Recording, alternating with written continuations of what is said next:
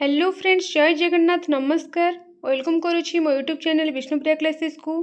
तो जमती कि आपण मानू कही ओटीटी ओएसटीटी दुईटा जाक नवेम्बर आसवाक जाऊँगी। तो फाइनाली ओटीटी रो नोटिफिकेशन आसी सारी माने ओटीटी एग्जाम होगा जाऊँगी।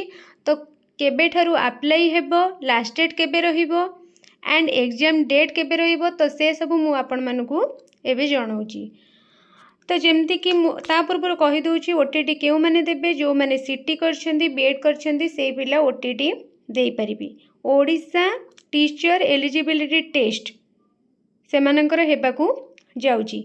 जदि आपण माने सीटी करिसेंती खाली देन आपण माने ओटीटी 1 माने पेपर 1 दे परिबे एंड पेपर 2 क्यों मैंने देवे, जो मैंने बीएड करिसेंती। तो बीएड पिला पेपर 1 दे परिबे नहीं, ओनली पेपर 2 दे परिबे।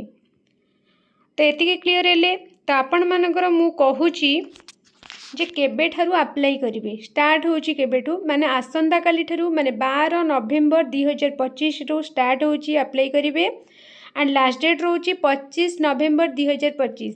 एति क्लियर हेले। Last date 25 November 2025 and December कौन होबो, आपण मानकर एडमिट कार्ड रिलीज होबो 10 डिसेम्बर 2025 रे। 10 डिसेम्बर रे एडमिट कार्ड रिलीज होबो एंड 17 डिसेम्बर रे आपण मानकर एग्जाम कंडक्ट हेबो। पेपर 1 जेमती कि 9 टा 11:30 भितर हेबो, पेपर 2 एग्जाम मध्ये 2 टा 4:30 भितर हेबो। तो आशा करछि आपण माने इन्फॉर्मेशन टी पाई परथिबे। तो आगु को मु आपण मानकू आउ गोटे वीडियो रे यार सिलेबस एग्जाम केमती हेबो तो ता विषय मु आपण मानकू कहि देबी।